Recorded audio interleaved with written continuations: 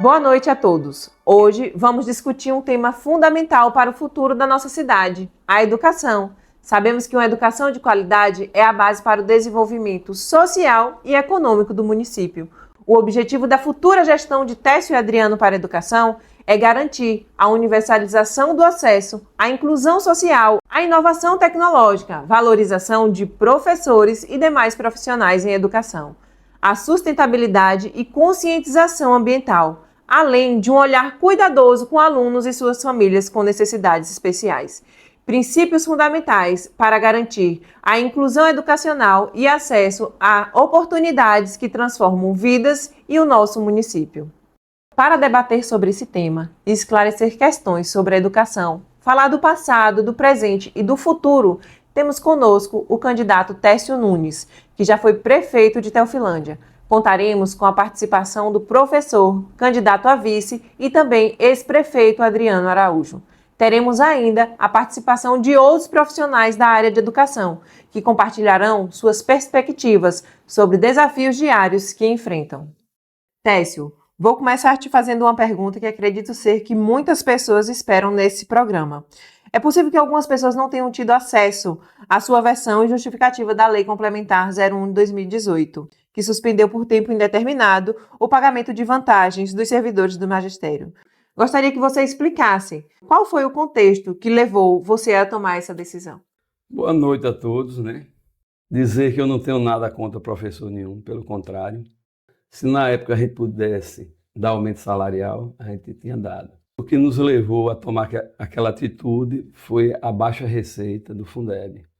A questão é que houve uma redução de mais de 1.800 alunos. E aí a receita do Fundeb baixou muito, onde só a folha de professor levava na época, gastava na época 87% de todo o valor do Fundeb. Naquela época, quem propôs a classe formar uma comissão fui eu, e que eles escolhessem essas pessoas para fazer essa comissão, como foi feito. Inclusive, eles elegeram essa comissão entre eles próprios, eu não interferi. A gente baixou um decreto, ou foi uma portaria, não lembro, nomeando, e disponibilizamos todas as receitas e despesas com relação ao Fundeb. E se constatou esse gasto aí de quase 90% com o salário de professores. Inclusive, nós provocamos aí uma audiência com o Ministério Público, essa audiência foi em Serrinha, onde lá fizemos a proposta de repassar 70% do Fundeb, para ver se no ano seguinte a receita melhorava e ver a possibilidade de a gente cumprir a lei. Mas, na mesma hora, o sindicato foi taxativo. Não aceitamos que reduzisse nem 1% do que vinha sendo pago. Aí, na época, eu não sei se eles chegaram a levar isto para a categoria. Eu sei que na próxima audiência eles disseram que não aceitavam. Provocamos uma nova reunião lá na pousada, onde havia alguns representantes lá do sindicato, representantes dos professores, além dos membros do sindicato. E lá foi feita a mesma proposta, liberar 70% do Fundeb para pagar os salários, mas, mais uma vez, a categoria não aceitou. Então, infelizmente, o município não tinha como suportar um gasto daquele, ia simplesmente inviabilizar a educação do nosso município. Então, na época, eu só tinha 3 opções. Uma seria a sonegação de INSS, que iria prejudicar a mim e toda a categoria. Outra opção seria que 118 professores fizeram concurso para 20 horas e estavam trabalhando 40, enquadrados através de decreto. E a terceira opção seria a redução de algumas vantagens. Foi a que foi feita. Infelizmente, eu não tive outra opção. Está aqui ao meu lado nosso candidato a vice-prefeito, nosso parceiro hoje, que depois que eu saí da gestão, dia 31 de dezembro de 2012, ele assumiu em 2013 e ele vai contar um pouco a dificuldade que passou com relação a esses gastos com a educação. Então, primeiro, boa noite, agradecer pela oportunidade de estar me dirigindo ao público, à população de Teofilândia, num momento muito importante para a vida deste município. E acompanhando aqui o relato que o ex-prefeito Técio e candidato a prefeito está fazendo, eu quero também aproveitar a oportunidade para trazer este esclarecimento, no sentido de que, na verdade, nós pagamos, mas não quer dizer que não já existisse uma grande dificuldade. Nós já tínhamos uma realidade de baixar o número, já vinha baixando o número de alunos, já vinha baixando as receitas, o que fazia com que, muitas vezes, nós tivemos que aguardar o recurso do mês anterior para pagar, aliás, futuro para pagar o anterior. Então, realmente já havia uma dificuldade. Inclusive, lembro de um momento histórico no CERLA, de uma pressão da categoria, dentro do processo democrático que a gente entendeu, e ali eu tomei uma decisão, que foi formar uma comissão, onde esta comissão formada, na sua maioria, por pessoas que não eram ligadas a mim, politicamente falando, e que disseram, olha, realmente é inviável pagar. E teve um resultado também muito complicado para mim, que foi a reprovação das minhas contas por índice de pessoal. Então eu lembro, inclusive, aqui, que o professor Dudu sofreu muito com aquela realidade, que era pressionado, e não é justificativa neste momento eleitoral. É realmente para a gente fazer justiça e era de fato uma realidade. Inclusive, meu amigo Adriano, aproveitando esse gancho aí, eu estive levantando aqui a receita do Fundeb, né, na época daquela polêmica, e agora o ano passado, 2023. Em 2018, nós tínhamos uma receita de 20.119.211.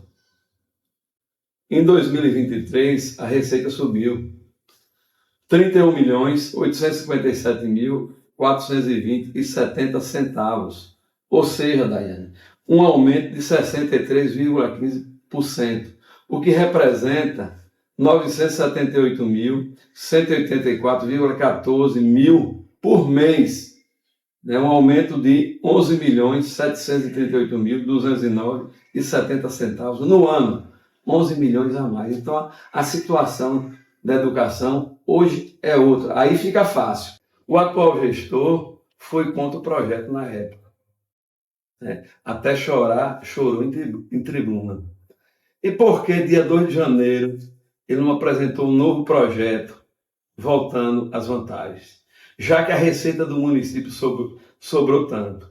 Sem contar que a juíza da época deu várias liminares, mandando voltar as vantagens, e o atual gestor, em vez de pagar, recorreu. Não foi só uma liminar. Teve uma primeira que ele recorreu, depois teve uma decisão que contemplou alguns professores, e ele só ia pagar, se eu não me engano, a 6 professores. E aí foi quando a categoria se mobilizou para entrar com recurso na justiça, para que se estendesse a decisão a todos. Ele chegou a pagar, se eu não me engano, 2 meses. Foi aí quando teve aquele aumento que o governo federal deu, né, no governo Bolsonaro, de 33% em uma fração.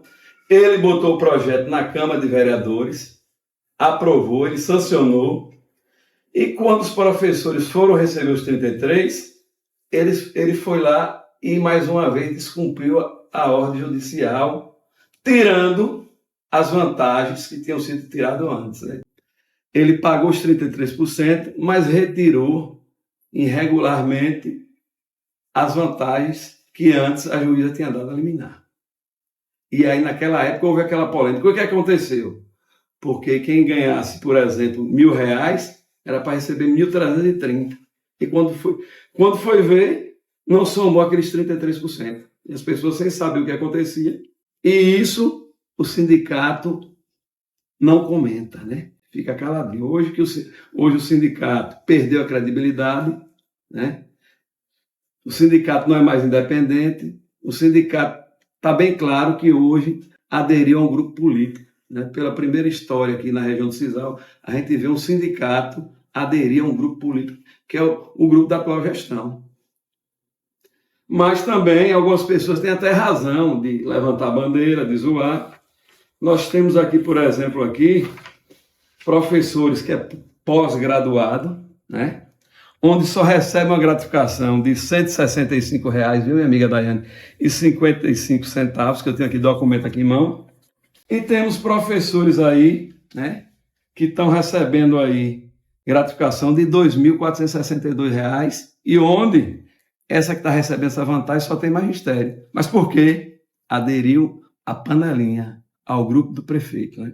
Sem contar que nós sabemos que tem professor aí ganhando salários de R$ 12.000. Como ninguém sabe. Agora que nós temos documento para provar, temos. Aí o sindicato não se manifesta, né? Por quê? Porque existe uma panelinha de professores que puxa o saco da gestão, que levanta a bandeira, como estavam lá, né, na inauguração do comitê. Mas dizer aos outros professores que fiquem tranquilos, porque nós, Adriano, vamos ganhar a eleição, vamos auditar o município, auditar as contas, principalmente a dos gastos com o Fundeb, que tem essas irregularidades e coisas muito piores. E o professor que recebeu vantagens indevidas, infelizmente, vai ter que devolver, viu, minha amiga Daiane? E esse recurso vai ser dividido entre os professores que não receberam essas vantagens. Porque a lei do Fundeb é clara. Quando tiver 10% de gratificação para um, tem que ser para a classe toda. Não para uma panelinha, porque puxa o saco do prefeito.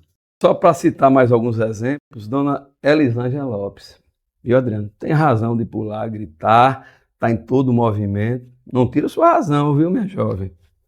Você está em reabilitação funcional. Não pode receber vantagem nenhuma, né? Regência de classe, né? Gratificação. Mas tem um mês aqui de março de 2024 que essa professora recebeu R$ 6.092,59 só de vantagens. Tirando o quê? Tirando esse dinheiro do bolso dos colegas, porque esse dinheiro deveria ser rateado com todos. Outro grande exemplo que a gente tem aqui, minha amiga Daiane, é a atual vereadora Núria, que prega a moralidade, viu, Adriano? Uma pessoa que devia estar dando exemplo. É vereadora, concursada para professora, devia estar na sala de aula e recebe, senhores professores e senhoras professoras, quase R$ 6.000 de salário como professor, sem trabalhar. Mas fique tranquilo, viu, Daiane, e todos os professores, que na auditoria que a gente fizer, felizmente, senhores professores, para aqueles que não recebem vantagens indevidas, tem uma notícia boa. Na auditoria, esses professores e professoras que receberam vantagens indevidas vão ter que devolver. E nós vamos ratear entre os senhores e as senhoras que não receberam esse tipo de vantagem.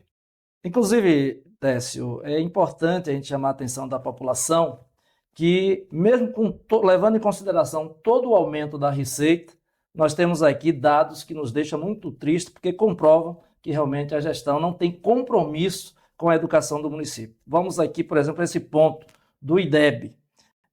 Nós ficamos entre 10 cidades aqui da região do Cisal, nós ficamos em último lugar com a nota 4. Lamentável isso. Sem falar no relato todos os dias nas redes sociais de alunos reclamando da falta de manutenção, é carro quebrado, é carro que faz com que esses alunos atrasem o horário de chegar em aula. Realmente é muito triste.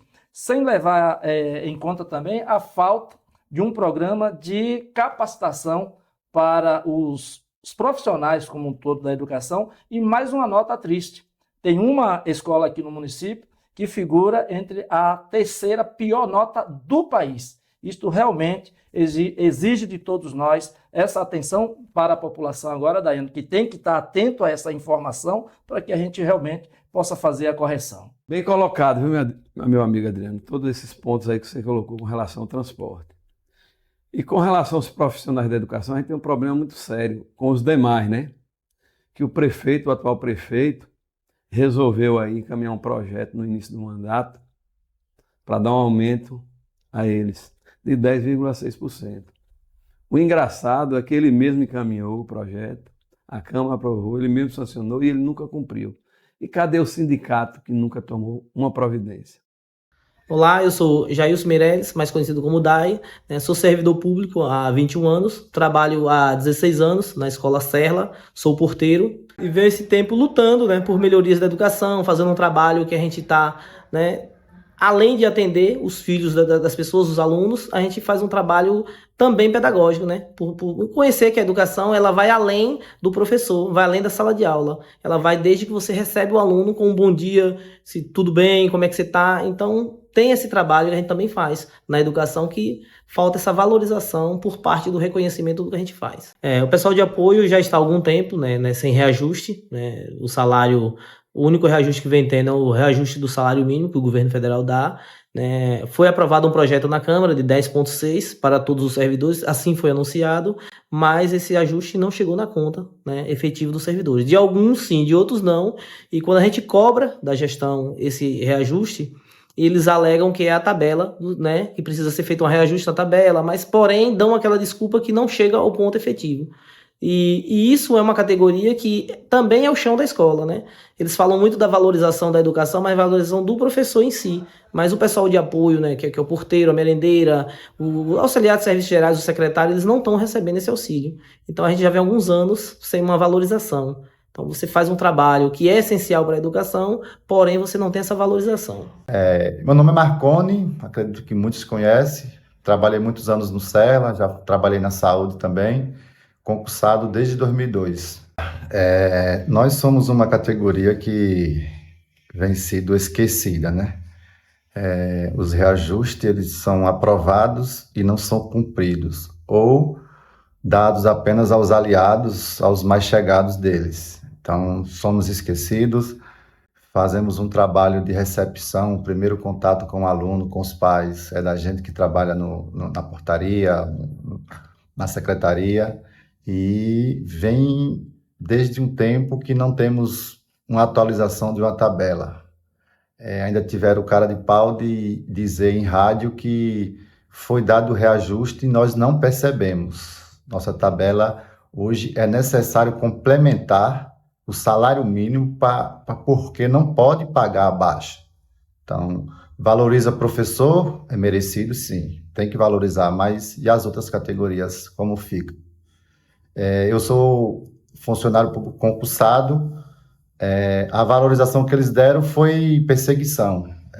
Você trabalhar há 20 anos na sede e hoje trabalho na comunidade de Canto, com uma transferência sem justificativa, sem motivação nenhuma. E alguns órgãos competentes que deveriam estar ao nosso lado, infelizmente, defendem bandeira partidária e não o filiado, o funcionário, que precisa desse apoio nesses momentos tão difíceis. Aproveitando, gostaria que os senhores falassem para as pessoas que nos assistem quais são os planos para o futuro. Gostei dessa pergunta, porque já está falando no futuro. Primeiro, nós vamos garantir para a categoria um diálogo aberto, não só com o sindicato. Porque esse sindicato já nos provou que é político partidário. Vamos também rever essa situação de mudança de nível. Porque no último ano da minha gestão, da nossa gestão, foi dada a mudança de nível dentro da lei, seguindo a ordem de protocolo. E essa atual gestão cancelou e pulou o protocolo. Ou seja, liberou para quem ele queria. E nós sabemos que temos que cumprir a lei e seguir a ordem de protocolo. Isso na nossa gestão não vai acontecer. E falar de educação, para mim, é um motivo sempre de muita alegria, porque a educação tem a ver com o futuro das pessoas. E tenho certeza que o nosso compromisso, só reforçando o que você já disse, é realmente assegurar o diálogo com a categoria. Isso, com certeza, será uma marca da nossa gestão, ouvir, ser transparente nas nossas ações, e tenho certeza que essa gestão, como você fala, será diferenciada nesse sentido. Acho que todos nós podemos corrigir alguma coisa, podemos melhorar, e é nesse sentido que eu estou convencido que nós também faremos nesta área da educação, deixaremos uma importante marca para o município de Teofilândia. Inclusive, minha amiga Daiane, tem até uma polêmica com relação aos precatórios, né? Porque a oposição anda dizendo por aí que o município recebendo precatório numa futura gestão nossa, Adriano, que a gente não vai fazer o repasse da parte deles. Iremos fazer sim. Nós sabemos que os professores que trabalhavam naquele período têm direito a 60%. Precatório esses, Adriano, que o montante são 53 milhões de fração. E com juro, acredito que já está aí mais de 60 milhões. 60 milhões, 60% da minha amiga Daiane. 36 milhões de direito dos professores.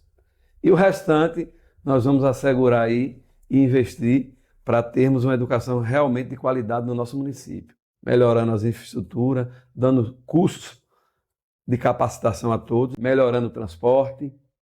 Então esse recurso será bem-vindo aí para o nosso município, para a gente realmente aumentar o IDEB do nosso município, que está aí baixíssimo entre os 10 municípios aqui próximos de nós. Sobre o plano de governo, Adriano, o que vocês têm de ideia para o futuro da educação do município? Olha, Daiane, eu quero agradecer a oportunidade de falar um pouco mais sobre esse tema. Acredito que uma das preocupações que eu e Técio temos é com a juventude, mesmo porque o lado de lá fala muito de juventude e nesses quase 4 anos nada apresentou que realmente correspondesse a esses discursos que ele faz. Mas nós sim temos proposta.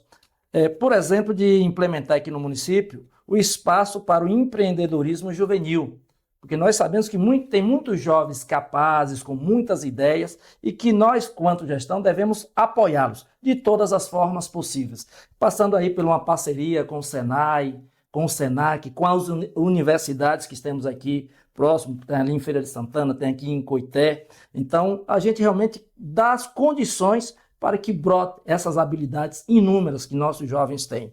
O outro ponto importante, que tem a ver com a realidade de muitas mães que precisam, é a questão da educação em tempo integral. Essa é uma realidade, eu tive a felicidade de implantar, porque realmente possibilita os jovens desenvolver ainda mais as suas habilidades e com isso também dá a possibilidade desses pais estarem trabalhando com um pouco mais tranquilidade, tendo a certeza que seus filhos estão num ambiente seguro. Inclusive também assegurar um maior número de vagas para a educação infantil e em tempo integral. Nós falamos primeiro lá de educação e agora a gente está falando da educação infantil, a gente aumentar o número de vagas. Eu acredito que com essas ações a gente já consegue fazer a diferença. A outra questão aqui que eu vejo como muito importante, nós já temos bastante quadras feitas, inclusive, tenho que reconhecer, na gestão de Técio, nas outras gestões de Técio. E que agora nós conversando, inclusive ouvindo aqueles questionários que queremos aqui, Técio, não é isso? Agradecer mais uma vez, que foram muito importantes as contribuições que muitas pessoas do município deram para a gente pensar esse plano, que é utilizar esses espaços como práticas esportivas e outras. Aí a gente vai discutir com o pessoal da educação e ver que ações a gente pode desenvolver. Viu, Adriano? Nós iremos também promover a melhoria da infraestrutura das nossas escolas da rede, né? Para ficar um espaço mais acessível e mais, vamos dizer, alegre, para que as pessoas possam realmente estudar num ambiente saudável. Acho que dentro do processo da busca da melhoria da educação especial, a gente quer aqui trazer um destaque inclusive parabenizar as mães pela organização de uma associação, que é as mães de crianças portadoras do autismo, e a gente quer nós vamos assegurar o diálogo com essas mães para buscar fazer um grande esforço dentro das condições da prefeitura para a gente realmente assegurar essas crianças toda a assistência necessária, mas garantindo aqui, sobretudo, o diálogo. Não é um desafio fácil, mas nós estamos comprometidos de realmente dar importância, ter sensibilidade para com esse tema. E a outra questão que eu ainda gostaria de frisar aqui é a questão da criação. É um sonho meu, mas é um sonho para a Teofilândia, que é a criação do Centro Profissionalizante de Teofilândia, que tem a ver com o ponto anterior que eu falei, sobre valorização da juventude, inclusive com a questão do empreendedorismo. Mas também o Centro Profissionalizante de Teofilândia é um sonho da juventude e nós vamos conseguir implantar com muito esforço. Sabemos que não é fácil, mas acreditamos que com muito esforço, com estratégia, com planejamento, nós vamos conseguir colocar em prática. Perfeito, meu amigo Adriano. E precisamos implantar uma política pública visando o coletivo. Diante dessa nossa exposição, deixar bem claro que o que nós apresentamos aqui é apenas uma parte de um conjunto maior de propostas que nós temos para o município e que nós vamos continuar nesse processo da campanha, no dia a dia, apresentando ele de forma mais completa para a população. Muito obrigada, Adriano. Muito obrigada, Técio. Eu acho que o assunto de hoje foi muito esclarecedor. Eu agradeço também a você que esteve aqui conosco. Espero que tenha gostado. Até breve.